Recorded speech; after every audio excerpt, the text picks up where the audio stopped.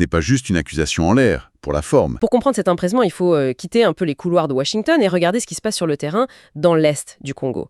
La situation est explosive. L'article parle d'une offensive éclair, c'est ça?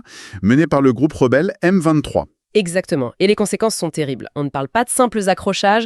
Non, on est sur une autre échelle. C'est une véritable guerre. Le M23 s'est emparé des 2 plus grandes villes de la région.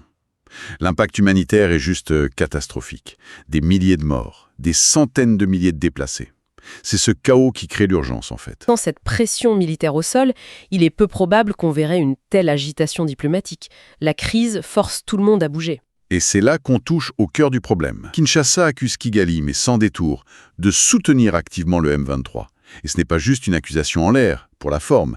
L'article s'appuie sur une source très sérieuse, un rapport d'experts des Nations Unies. D'accord. Et ce rapport, qui date de juillet, utilise des termes extrêmement forts. Il affirme que le Rwanda exerce un commandement et un contrôle sur les rebelles. Commandement et contrôle, ce ne sont pas des mots anodins.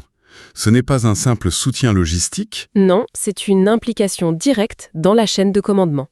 C'est une accusation d'agression par procuration, ni plus ni moins. Bien sûr, l'article précise que le Rwanda nie farouchement, comme il l'a toujours fait, mais cette accusation, documentée par l'ONU, elle empoisonne absolument tout. Vous devez signer un accord de paix avec un dirigeant que vous accusez, preuve à l'appui selon vous, de mener une guerre sur votre territoire. La confiance est à zéro. Comment peut-on même commencer à parler de confiance mutuelle dans ces conditions? C'est le point de départ de la négociation qui semble déjà un obstacle insurmontable.